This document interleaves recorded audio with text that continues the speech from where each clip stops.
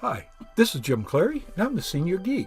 What we're going to discuss in this video is how to turn on two-factor authentication on your Apple ID. Remember, the Apple ID is what you use to sign on for your iPad and your iPhone. What I've got here is Apple's website with their help on how to do this, and I found it through Google by simply searching for Apple Two-Factor Authentication, and it was the first one that came up. So if you want to follow along on your own, feel free to do that. Anyway, it's very, very simple to use.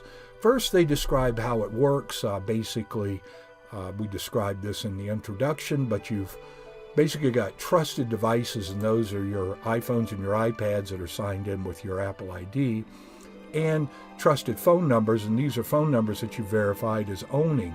And with two-factor, what it does is once someone is logged in using your ID and your password, they've got the correct password, instead of then authenticating you, you must enter another bit of information, and that's this validation codes. And of course, the only way you can get the codes is to have physical access either to a phone that has one of your phone numbers or one of your devices that's logged into your Apple account. So you can imagine that greatly enhances the security, because if some bad guy gets guesses your user ID in some other location, they're not going to get anywhere because they won't be able to get the verification code. That would actually come to you. Then you'd know something was up. Okay, let's go on and set it up on your phone. It's the same deal for your iPad as well. On your iPhone, and I'm just going to go through here on iOS 10.3 or later, that's probably what you've got. You just simply go to Settings, and it'll come up with your name, and then you go to Password and Security.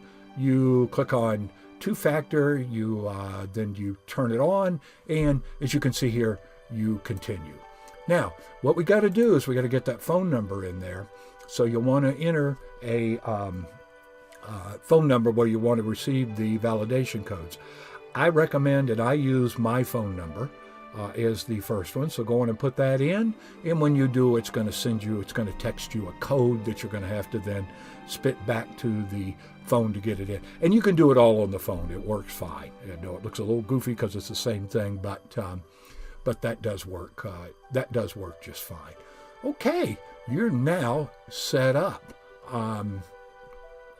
Just a couple of things that they talk about here. Remember your Apple ID and password. I would recommend writing it down and storing it somewhere safely. You got to use device passcode on all your devices. That means at least the 4 digits, and I would recommend the 6 digits as far as entering the information, because remember, if you don't have a passcode on it, then it makes it much, much less secure. Keep your trusted phone numbers up to date, and keep your stuff within your possession as much as possible. Let me mention one thing, and I forgot to mention this before. If someone logs into your Apple ID, so if you don't have two-factor on and they guess your password, they can wipe your phone out. They can wipe it.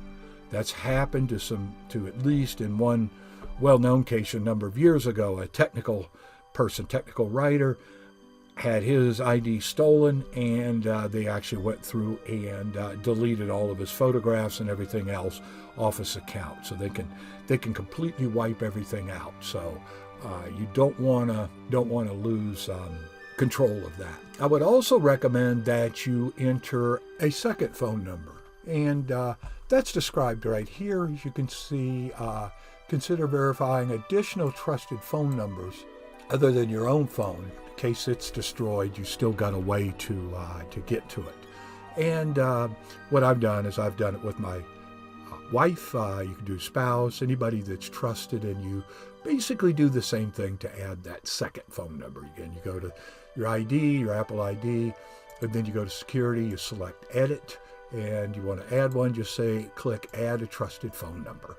And you enter the phone number, and then it will send a verification text to it, and then you've got it. So now when you log in on a device that you haven't logged into before, it indeed will come up with and ask you for where do you want to send that verification code to.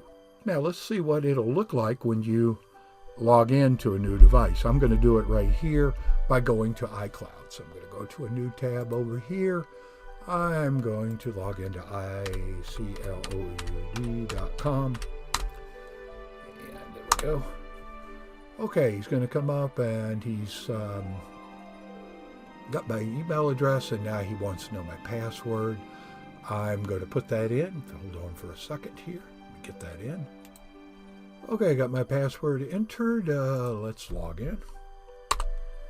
Now, normally you just see it would log me in because I had the correct password. But as you can see here now, since I got two-factor turned on, it's asking me for an authentication code. So let's see. Verification code has been sent to your devices. So I check my iPhone, and indeed alrighty, I've added my iPhone, as you can see over here, and you see what's come up is it said, hey, someone's trying to log into your account.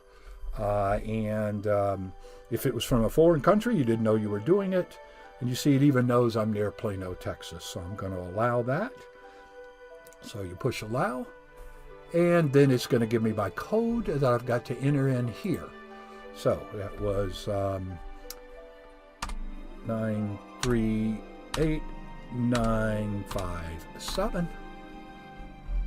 Trust this browser. What it's asking me there, do I want to, every time that I log in from now on, to trust it? And I'll say trust. Normally you say that so you don't have to keep going through this every time. So I'll simply say trust. And you see now it's going to bring me into my iCloud.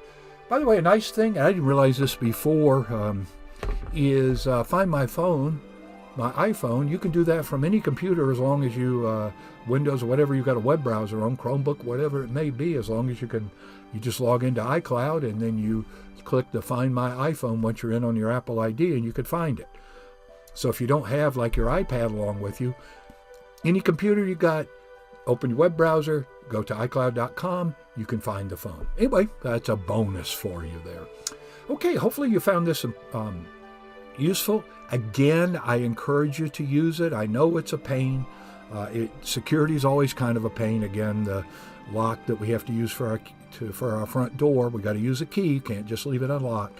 Same, I think, with Apple. So once you've done this, you're set to go to the next one, which is Keychain, because you're now protecting your Apple ID so no one can log in for you. So you're now safe to store your passwords, your pseudo-random passwords, in your Apple account. So please, I encourage you to go on over that now and set Keychain, and then you'll be ready to go.